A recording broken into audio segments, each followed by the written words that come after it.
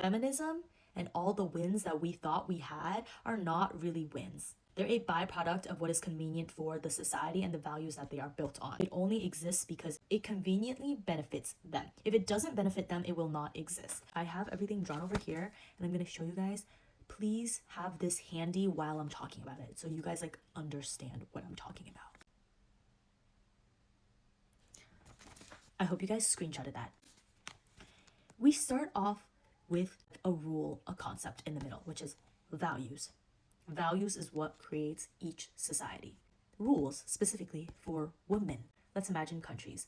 Now, what does that look like in China?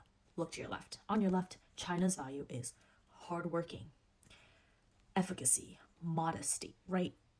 So what does that mean for feminism for women? It means you are especially valuing their hard work. You encourage them to go to whatever fields they want. So they really have a lot of paths that they could choose from that strays from the past, which is women stay home and cook, right? So people would think that's feminism because yay, there's a win here, right? But the problem is they still do not allow women to dress however they like. If you wear spaghetti straps or you're more open or shorter skirts, they will think you're a slut or a prostitute or a very open woman. And that is usually frowned upon, okay? They will also kind of don't like when women are not modest, which means if you talk really loudly, if you have very strong opinions, like opinionated, strong women, they do not like that, okay? You may say the same thing about America, but this just is, it's especially true in places like China and Asian countries, especially. That is just the culture, right? That's what we're talking about. That's the society that they have created. Okay, now if you look to the right, what are American values? Their values are freedom of speech, freedom of expression, and just like doing whatever you want, right? So what does that mean for feminism? That means you could be whatever you want, whoever you want, dress however you want, right? Nobody cares. Yes, people will make comments and stuff like that, but not as much as China. Like when you compare these things, America is more open in that sense. That's why they allow you to do like sex work and OnlyFans and things like that, right? But what is the drawback here? The drawback here is that this basically fuels sex culture, over sexualization, pedophilia, harassment, and all these things towards women, right? And why am I comparing the pros and cons and things like that?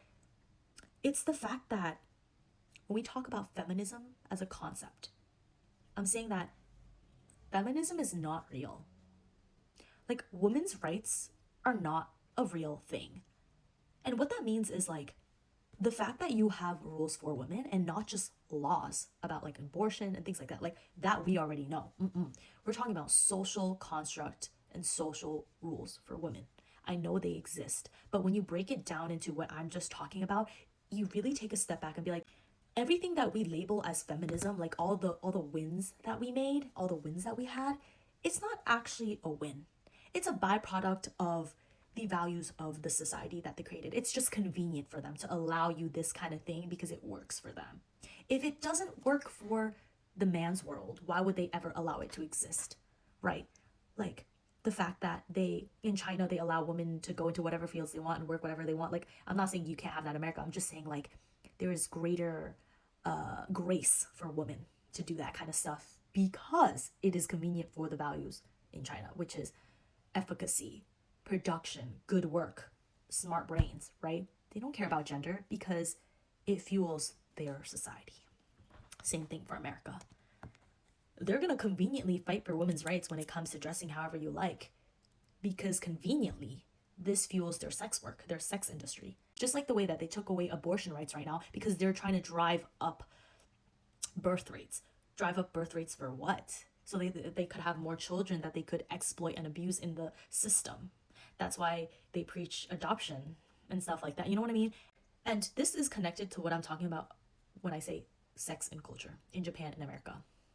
It is prevalent because it is allowed.